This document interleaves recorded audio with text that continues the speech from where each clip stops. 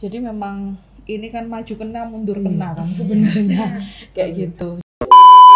Apakah ada pendidikan usia dini tentang oh ini tergolong pelecehan seksual, oh ini tindakan yang wajar meskipun dilakukan lawan jenis, atau seperti apa? Halo Sobat Ratu, bagaimana kabar Anda semuanya? Sebentar, sebelum dilanjutkan saya izin untuk lepas masker dulu. Hari ini topiknya istimewa dengan 3 Sri Kandi gitu ya. Jadi saingan saya nggak cantik sendirian, biasanya kan sendirian ya, aman. Tapi sesuatu yang membuat saya agak sedikit bersedih, bukan bersedih sih, tapi ini menjadi fenomena yang patut untuk kita perhatikan bersama. Terutama hari ini kalau misalkan kita baca Radar Tulungagung edisi Rabu 5 Januari, ternyata ada kasus cabul yang berakhir damai, dan ternyata ini masih dipertanyakan kenapa kok bisa berdamai padahal sudah dilaporkan dan mungkin sudah ada penyelidikan atau mungkin tindakan yang lain, tapi kok kemudian berakhir damai. Termasuk juga para aktivis mempertanyakan ada apa. Mungkin nanti kita juga akan bahas dengan 3 narasumber yang sudah hadir di studio Ratu hari ini. Siapa saja? Karena saingan saya semuanya cantik-cantik, saya akan perkenalkan pertama seorang sosok wanita tangguh ya. Tadi strong banget ketika datang ya. Terbang dia. Ibu Retno, terima kasih sudah hadir. Kasih, ya. Sudah hadir di sini. Sehat-sehat ya Bu ya? Alhamdulillah Sehat, siap. Terima kasih. Sami-sami. Ini perdana. Nanti juga beliau akan share semuanya. Dan berikutnya ada Mbak Ifada. Halo, ya, sehat nggih? Pangestunipun. Pangestunipun sehat nih kan, kalem kan? Coba kalau saya. Terus yang berikutnya ada Mbak Diah, betul nggih? Iya. Sehat nggih kabarnya? Alhamdulillah. Terima kasih sudah berkenan hadir untuk ini wanita-wanita hebat yang di sini. Tadi pengantarnya saya sudah membahas sedikit mengenai apa yang ditulis dalam Radar Tulungagung edisi 5 Januari. Termasuk ini berakhirnya damai. Mungkin sebenarnya si pelaku ini mencabut laporan dengan pertimbangan tertentu, tetapi yang menjadi sorotan dari para aktivis, kenapa kok bisa dan pertimbangannya apa dan lain-lain. Nah ini mungkin saya juga akan meminta respon atau pendapat dari Bu Retno. Pertama, ini kasusnya ini sebenarnya bagaimana Bu? Karena kalau di koran kan nggak bisa kolom komentar ya. Nanti komentarnya bisa di kolom chatnya, gitu ya. Bagaimana Bu? Monggo. Iya, terima kasih atas waktu yang diberikan kepada saya menyikapi dari pemberitaan Radar Tulungagung ya. Yeah. Hari ini, hari Rabu itu tentang Mbak aneh kasus cabul berakhir di damai. Yeah. Jadi di sini bisa saya jelaskan, bisa saya terangkan. Kebetulan kami di sini sebagai Kanit PPA ya, Kanit Perlindungan Perempuan dan Anak, yang mohon izin saya lepas ya, biar tahu wajahnya. Nanti kalau mau menyapa beliau gitu. Tapi jangan disiul-siul ya, nanti kan akhirnya jadi pelecehan. Ya. Jadi memang betul ada pelaporan dari salah satu warga di Kabupaten Tulungagung tentang anaknya telah menjadi korban pencabulan dari oknum guru ngaji ya. Jadi akhirnya kita tindak lanjuti dengan kita melakukan dia melaporkan, yaitu membuat laporan polisi, karena di sini yang dilaporkan adalah kasus pencabulan, walaupun menurut keterangan korban dia tidak diapa-apakan, hanya dicabuli. Akhirnya kita tetap melalui prosedur, yaitu melakukan visum et repertum ya, melakukan visum, kemudian kita memeriksa korban, pelapor, dan saksi-saksi yang lain. Saksi yang sudah kita lakukan pemeriksaan adalah 9 orang, termasuk dari oknum guru ngaji tersebut. Memang ada mekanisme yang kita lakukan ya setelah menerima laporan polisi, ada penyelidikan, penyidikan, sampai penetapan tersangka, sampai nanti berkas lengkap kita serahkan ke JPU, nanti persidangan di pengadilan itu. Dalam tahap ini kita masih dalam tahap penyelidikan, Pak. Dari tahap penyelidikan sudah kita periksa semua 9 saksi, dan hasil visum juga sudah keluar. Kita sampaikan kepada keluarga korban. Saya tidak tahu kenapa, ada apa, tepatnya kapan saya lupa, maksudnya tanggal dia itu ada dari pihak pelapor itu, jadi ibunya korban itu datang ke kita untuk melakukan pencabutan. Nah, karena ini memang bukan tindak pidana yang pengaduan, ini tindak pidana murni gitu.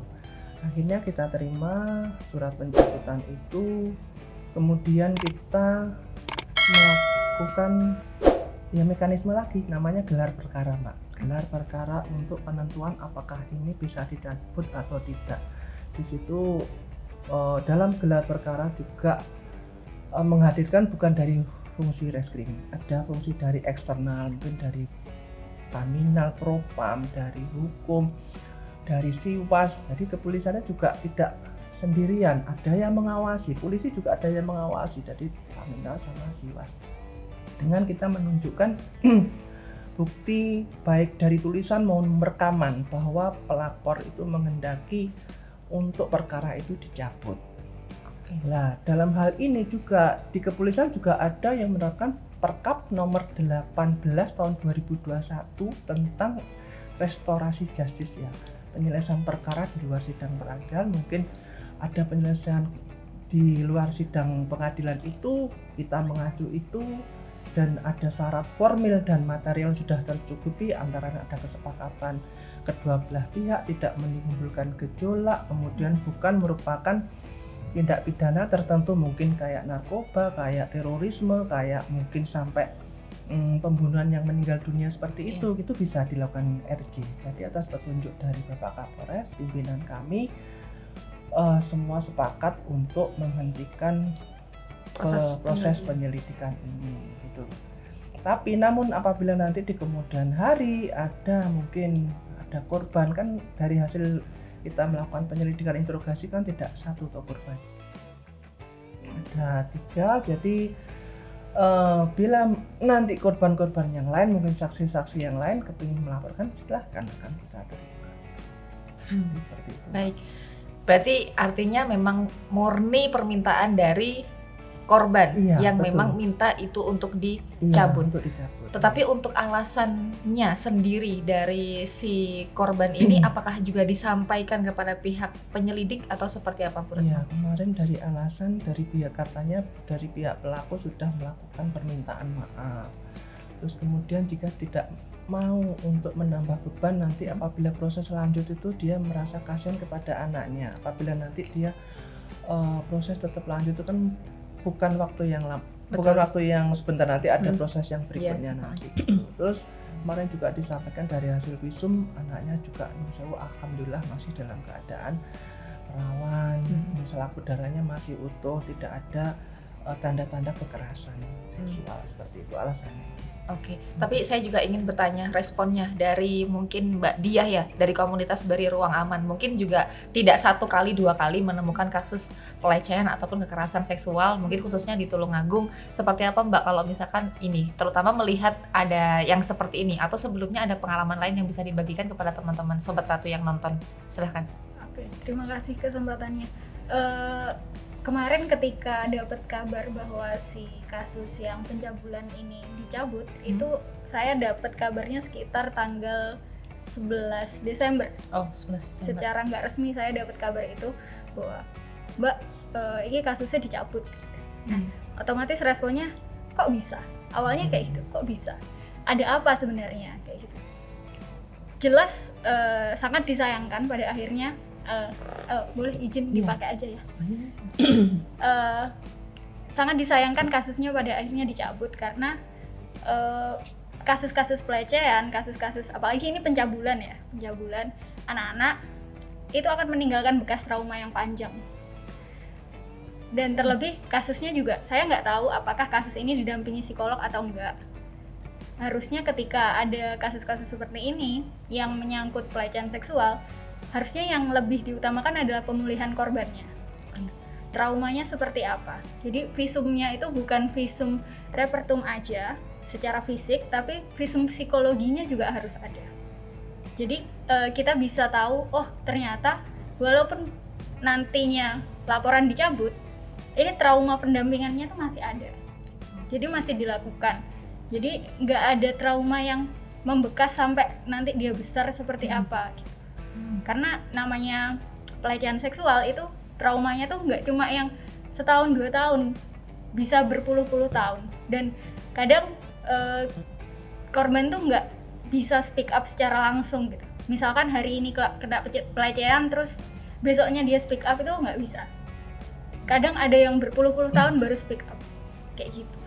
Oke, Mbak Ifadah, tadi kalau misalkan disinggung, tadi kan juga orang tua korban yang kemudian mendampingi si anak ketika ingin mencabut laporan, dia ada pertimbangan kalau misalkan kasusnya ini diteruskan, takutnya nanti dari psikis anak ini mungkin akan semakin trauma atau seperti apa kekhawatirannya. Tapi sebenarnya mekanismenya ketika ada pelaporan seperti ini dan melibatkan anak di bawah umur, mungkin juga bisa diceritakan pendampingannya dari sisi psikisnya seperti apa, atau apakah dia harus menceritakan kembali apa yang dia rasakan sehingga seperti dia mengingat-ingat apa yang membuat dia trauma dan itu diceritakan kepada orang lain, bahkan juga mungkin jadi konsumsi publik dan lain-lain. Mekanisme seperti apa Mbak Ifadah seperti itu? Iya, izin lepas ya. Boleh. Terima kasih untuk waktunya. Jadi memang ini kan maju kena mundur kena kan sebenarnya kayak gitu. Jadi memang ketika memang ada pertimbangan khusus mencabut itu memang ada kekhawatiran sebenarnya, ketakutan pada orang-orang dewasa di sekelilingnya ketika nanti berproses pada proses hukum itu memang sangat melelahkan. Itu juga kita tidak bisa memungkiri itu. Jadi memang kalau semuanya tidak fight, ini memang bisa terjadi seperti ini. Tapi yang jelas sebenarnya ya idealnya memang harus ke profesional, karena memang ada teknik-teknik Mbak untuk bagaimana menghealing, mengurai kayak gitu. Jadi bukan soal anak harus cerita, mengungkapkan detailnya apa kayak itu ada teknik-tekniknya, karena itu bukan soal interogasi kayak gitu. Jadi konseling anak itu terkadang kita juga perlu sambil bermain, sambil ada posisi relax, terus kemudian dia gambar-gambar dulu sambil ngobrol santai dan tidak langsung pada kasusnya. Dan kita juga tidak bisa langsung berpikir hasil hari ini kamu harus ngomong dalam hal ABCD kayak gitu. Jadi biarkan natural kayak gitu. Hanya saja memang rata-rata itu memang menguap begitu saja dalam artian untuk intervensi psikologis kayak gitu, karena tidak semua orang memahami bahwa hal-hal seperti itu memang perlu ke psikolog kayak gitu ya. Kalau saya memang di praktek swasta malah justru dalam 2 tahun terakhir ini beberapa bisa datang ke psikolog, tapi itu kasusnya udah lama.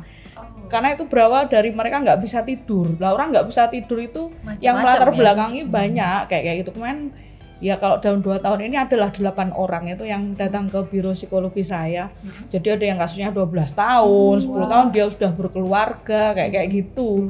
Kalau itu kan ada yang sudah 20 tahun kayak gitu, yang laki-laki itu udah 20 tahun, ada yang 18 tahun. Artinya memang dia sangat menyimpan itu walaupun dia sebenarnya sudah akses obat dari psikiater. Karena kalau penyelesaian akar itu kan ada di psikolog kayak gitu. Kalau farmakologinya memang di psikiater. Jadi memang ya orang-orang dewasa, apalagi orang tua ya, jadi jangan dianggap remeh lah.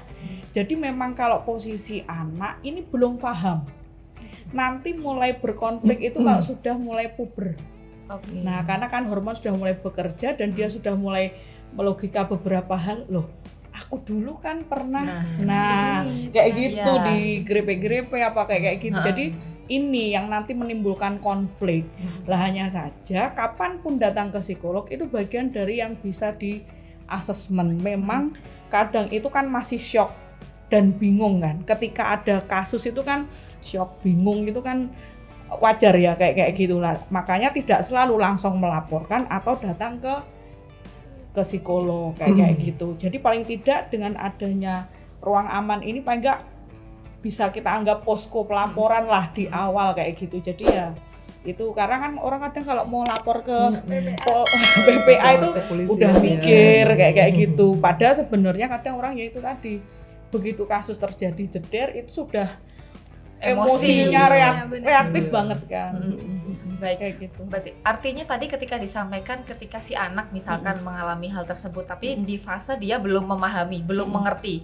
Seperti misalkan dia disentuh-sentuh di bagian tertentu, mungkin dia belum paham. Ketika beranjak dewasa dia baru menelan logika-logika, loh aku dulu diginikan dan lain-lain.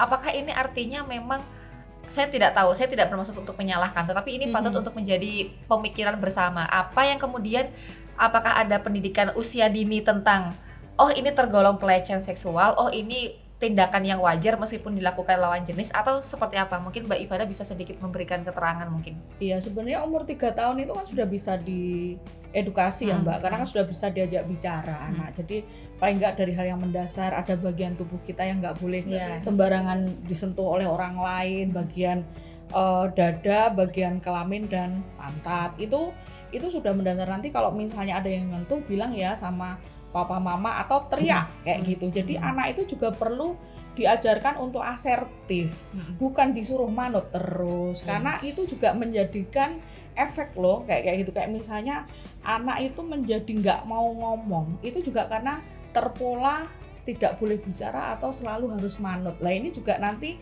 efeknya kalau ada kasus-kasus yang seharusnya itu bisa dibuka, di blow up, itu jadinya speak up ya wis dia cuman diem kayak gitu. Ya karena kalau anak yang manut, diem, orang tuanya kan seneng.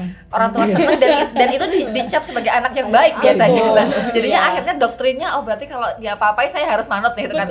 Takutnya adalah seperti itu. Tapi kalau misal ini perjalanan kasus sampai saat ini, mungkin kita bicara di Tulungagung dulu. Mungkin dari teman-teman RBA mungkin lebih banyak langsung berhadapan dengan para korban atau mungkin anak-anak yang seperti ini. Apa yang memang kemudian melihat bahwa oh anak ini sudah memahami bahwa aku kemarin itu memang terkena kasus yang begini, pelecehan seksual misalkan atau kekerasan. Tetapi mungkin ada beberapa yang dia masih bingung, ini pelecehan apa bukan ya? Kan katanya yang nggak boleh dipegang itu yang ini, tapi dia pegang-pegang tanganku gini misalkan. Jadi ada semacam tidak yakin ini sebenarnya kategorinya itu sudah masuk ke pelecehan atau bukan. Apa juga ada pengalaman seperti itu, Mbak? Mungkin bisa sedikit diceritakan. Oke. Kalau di BRA itu kebanyakan laporan yang masuk itu masih remaja ke dewasa ya. Jadi anak-anak tuh masih jarang banget. Sampai sekarang masih belum ada malah. Nah, tapi kalau dilihat remaja ke dewasa aja kadang itu masih perlu validasi. Perlu validasi. Mbak, aku kemarin tuh kejadian seperti ini. Apakah ini masuk pelecehan? Jadi memang kayaknya edukasi tentang apa itu pelecehan seksual, apa itu kekerasan seksual, bagaimana bentuknya, itu juga masih kurang di masyarakat kita gitu. Nah, makanya ketika menemui hal-hal yang kayak misalkan disentuh-sentuh atau misalkan di catcalling atau misalkan ketemu teman terus kemudian dia di grooming, misalkan dikasih kata-kata manis terus diiming-imingi apa seperti itu mereka masih bingung, ini valid nggak? Perasaanku tuh valid nggak? Apa yang kurasakan bahwa ini pelecehan seksual itu sebenarnya benar atau salah? Atau cuma aku yang overreacted? Biasanya butuh penguatan mereka butuh penguatan dulu gitu. Terus baru dari kita kayak, oh iya benar ini emang pelecehan seksual, nggak apa-apa gitu. Terus baru mereka baru mau cerita. Terus kita harus gimana? Dan lain-lain. Seperti itu. Kebanyakan di BRA itu masih remaja ke dewasa. Kalau anak-anak belum ada. Ini kayaknya semenjak muncul kata baper nih loh, akhirnya kayak orang-orang tuh mau berperasaan tuh bingung gitu kan. Ini aku bener nggak ya? Kau baper amat sih digituin. Nah, akhirnya itu menjadi suatu tameng bahwa oh oke, berarti mungkin hanya aku yang baperan. Jadi sebenarnya ini tindak laku perilaku yang normal-normal saja, tapi ternyata tidak normal. Tetapi gini Mbak, ternyata ketika mereka mungkin bercerita dan memang itu oh iya itu memang salah satu kategori pelecehan ataupun kekerasan seksual. Tetapi kan momennya sudah lewat. Apa kemudian dia balik lagi ke pelakunya, dia marah-marah? Atau seperti apa kalau misalkan kasusnya seperti ini? Karena dia tidak yakin tadi di awal. Gimana? Kalau biasanya kalau di BRA itu sepengalaman kami, biasanya kami menawarkan, kamu butuh apa? Kamu perlu apa? Misalkan dia mengalami trauma berkepanjangan gitu, apakah kamu perlu ke psikolog? Kalau emang perlu ke psikolog, ayo kita ke psikolog, kita dampingi, kita temenin gitu. Kamu butuhnya apa? Kalau kamu cukup dengan punya teman curhat atau misalkan ngobrol atau punya teman yang circle-nya baru yang bisa istilahnya melupakan bahwa kamu pernah kejadian seperti ini dan memvalidasi bahwa kejadian itu memang benar gitu, memang pelecehan seksual dan kamu nggak perlu takut, nggak perlu istilahnya wedi diarani baperan gitu, karena memang ya itu memang pelecehan. Gitu. Nah itu dari sisi korbannya artinya dia sudah paham dan dia juga berkesempatan mendapatkan penanganan kalau memang dia terjadi suatu trauma atau tertentu. Tapi kan pelakunya berarti masih bebas. Dia tidak teredukasi bahwa jangan diulangi, kamu kemarin begini, atau kamu dapat sanksi karena kamu kemarin begini. Buktinya apa? Dia cerita, dia bukti ini misalkan. Atau seperti apa? Kalau kasus di umum. Ini boleh direspon oleh Bu Retno ataupun Mbak Ifada ataupun bertiga bisa direspon. Gimana Mbak? Kalau di BRA semuanya itu tergantung sama korbannya. Ketika korbannya mau speak up, misalkan dia kejadian digrepe-grepe gitu misalkan, itu kan salah satu bentuk pelecehan seksual. Ketika korbannya mau speak up, maksudnya ketika dia mau speak up berarti dia mengutarakan siapa pelakunya, dia mau diproses, entah itu diproses secara mediasi ataupun apa hukum mungkin. Nah, itu baru kita jalan. Kalau misalkan korban nggak mau untuk di speak up, dia udahlah Mbak, aku menyembuhkan diri aja, aku healing aja, aku menyembuhkan mentalku gitu, baru kita ajak dia ke psikolog. Ketika dia nggak mau di speak up, dia nggak mau ada mediasi dengan pelaku, dia nggak mau istilahnya memperpanjang urusan ini, ya kita selesai sampai di situ. Untuk sama pelakunya, kita fokus ke korbannya. Karena kebanyakan selama ini kita selalu kayak ketika ada kasus pelecehan seksual, kita kayak oh pelakunya harus dihukum, pelakunya harus di ini, pelakunya harus di ini. Padahal kadang kita nggak memikirkan korban ini seperti apa, mentalnya seperti apa, terpuruknya sudah seperti apa, seperti itu sih. Tapi kalau mungkin dari sisi penyelidikan, mungkin nanti bisa dijawab sama Bu Retno. Ketika misalkan ada kasus tadi seperti tadi, seorang remaja atau dengan usia tertentu, dia misalkan digrepe-grepe dan lain, dan dia mau validasi dan dia tanya ke ahlinya bahwa benar itu pelecehan. Tetapi apakah cukup bukti bahwa ketika untuk misalkan menuntut si pelaku tadi, misalkan orang yang dikenal, yang dia kenal gitu kan, bukan orang yang sekedar lewat seperti itu, dia kenal dan dia mau validasi, loh berarti aku kemarin dibeginikan, dan dia ingin entah memberikan pelajaran, maksudnya supaya tidak terulang ke orang lain. Tetapi buktinya adalah dia dengan bercerita dia digrepe-grepe yang mungkin secara visible itu tidak terlihat. Nah ini kalau secara penyelidikan bagaimana untuk validasi bahwa oh ya bisa diproses, dia sudah bercerita dengan cerita yang sementara cerita ini kan sifatnya kan takutnya ada yang mungkin karena terbawa emosi akhirnya mungkin dilebih-lebihkan. Nah ini bagaimana Bu, mungkin bisa diceritakan? Ya, terima kasih. Jadi kita sebagai aparat penegak hukum ya kita apabila ada, maksudnya gini, tindak pidana banyak sekali Mbak, di luar tindak pidana banyak sekali. Tindak pidana ada yang bisa ditindaklanjuti dan ada yang tidak bisa ditindaklanjuti, karena kita sebagai penyidik kita harus apabila kita melakukan penyelidikan suatu laporan gitu, itu harus ada alat buktinya. Jadi keterangan saksi aja, keterangan dari pihak korban aja tanpa didukung oleh keterangan saksi-saksi yang lain. Alat bukti ada 5, ada keterangan saksi, kemudian keterangan surat yaitu hasil visum. Kalau digrepe-grepe kan tidak mungkin, visum tidak muncul. Tapi ada alat bukti petunjuk baik itu mungkin sebelum, sesaat maupun sesudah itu korban mungkin tahu korban itu sebelumnya jalan sama ini, setelah itu setelah digrepe-grepe korban itu ada mukanya nangis, terus apa itu sedih, terus dia cerita kepada temannya atau itu siapapun. kan ada indikasi bahwa dia mengalami kejadian pencabulan atau pelecehan seksual. Kemudian alat bukti yang keempat, keterangan ahli dan keterangan tersangka yang kelima. Keterangan tersangka itu nilainya 0, tidak ada nilainya. Jadi tersangka mengakui atau tidak, kalau polisi sudah mengantongi minimal 2 alat bukti itu, kita bisa untuk menindaklanjuti. Ya, kadang kita juga mungkin masyarakat atau warga yang melaporkan kepada kita itu karena keterangan korban itu tidak didukung oleh keterangan yang lain gitu loh. Nah iya. Pokoknya aku jadi korban, pokoknya aku jadi gini, tapi dia tidak bisa menunjukkan gitu loh. Mungkin sesaat setelah, kadang itu mungkin terlalu lama dia melaporkan gitu loh, terus akhirnya dia lupa gitu loh. Makanya kita kadang ada yang bisa ditindaklanjuti, ada yang enggak, itu karena seperti itu. Makanya kita mengharapkan agar apabila ya monggo, kalau memang semua permasalahan itu tidak semua larinya ke persidangan, tidak semua larinya ke dihukum atau ada jalan penyelesaian yang lain untuk biar membuat efek jera bagi pelaku-pelaku itu. Sebenarnya kalau memang dia mengalami itu tidak apa-apa kita laporkan, dan juga nanti apabila paling enggak pelaku itu kalau sudah kita mintai keterangan, sudah mintai itu kan dia juga akan berpikir 2 kali untuk mengalami. Tapi kalau korban diam saja, oh dia merasa iya, benar dan tidak melakukan kesalahan. Kan ya diam aja, nggak mau berani gitu loh. Nah. Kalau kita monggo, masyarakat yang ada melapor ke kita, ya cuma itu kadang kita tidak bisa untuk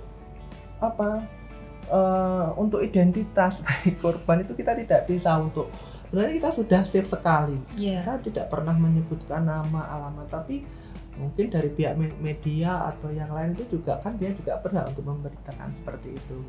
Tapi selama ini untuk korban yang masih di bawah umur atau itu biasanya sangat dirahasiakan identitas maupun mungkin tempat tinggalnya. Jadi ditambahkan lagi untuk anak-anak itu usianya 18 ya, 18 tahun ke bawah itu anak-anak, tapi di atas 18 tahun itu sudah termasuk kategori dewasa. Nanti kita juga ada undang-undangnya, undang-undang juga ada undang-undang khusus tentang perlindungan anak. Nanti kalau udah dewasa kita masuknya ke KUHP.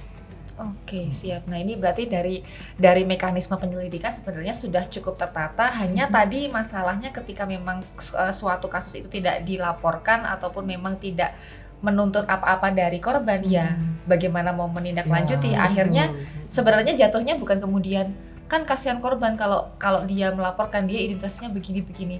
Tapi sebenarnya bagi sebagian orang mungkin juga berpikir bagaimana kemudian agar pelaku ini tidak mengulangi. Jadi tidak muncul korban yang lainnya. Tapi untuk saat ini juga kita ada Permendikbud 30 ya yang sudah diresmikan, tetapi memang itu untuk lingkupnya di pendidikan.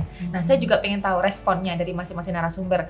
Tapi ini memang masihnya di lingkup pendidikan. Tapi kalau betul di kampus terutama. Nah, ini kalau misalkan dari masing-masing narasumber yang sudah hadir ini melihat apakah memang cukup rentan sehingga itu memang perlu, atau itu sebenarnya harusnya sudah lama sekali, tidak harus sekarang karena kan sebenarnya kasusnya sudah banyak gitu kan, atau seperti apa? Mungkin siapa yang ingin berbicara terlebih dahulu? Kayaknya Mbak Ibadah sudah siap-siap ini. Silahkan, dari ketawanya sudah terlihat ini sepertinya. Gimana Mbak? Kan pasti mungkin banyak ini ya, mahasiswa yang mungkin curhat atau bagaimana mungkin. Iya, ya curhat ya nangani langsung kayak gitu ya. Walaupun di kampus juga sebenarnya ada beberapa psikolog di sana. Jadi gini, memang itu sebenarnya telat banget ya. Tapi setidaknya tidak ada kata terlambat. Tiba-tiba dingin ya, angin segar soalnya. Jadi ketika negara hadir untuk itu di dunia kampus ini, maksudnya hadir dalam dunia kampus, bahwa itu bagian dari respon yang memang ya ini kegentingan loh kayak gitu. Ini nggak main-main kayak gitu. Jadi ini bukan obrolan renyah-renyah aja kayak gitu. Jadi ini memang bagian dari yang perlu dilakukannya itu betul-betul komprehensif dan dengan adanya dukungan, karena ya maaf kata ya bahwa sebenarnya di kampus biasanya memang terjadi tapi akhirnya menguap karena ada titel institusi ini baik-baik aja loh, nggak ada apa-apa, citra nama baik kampus. Padahal sebenarnya ketika misalnya mungkin semoga ya dengan Permendikbud ini bukan hanya formalitas atau tiupan angin segar sesaat kayak gitu, tapi semoga ini memang betul-betul dikawal. Jadi memang ya semoga memang harapannya dari teman-teman aktivis itu bahwa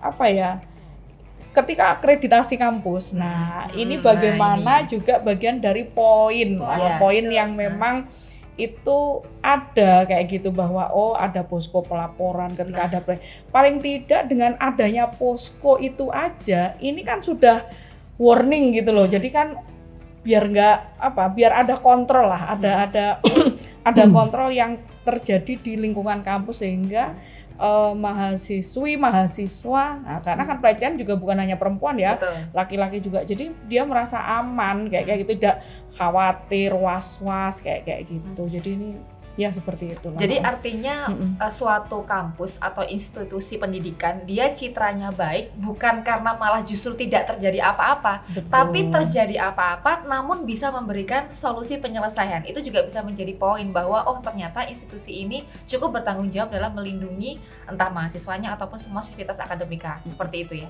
Nggak usah nunggu mahasiswanya marah. Atau viral dulu.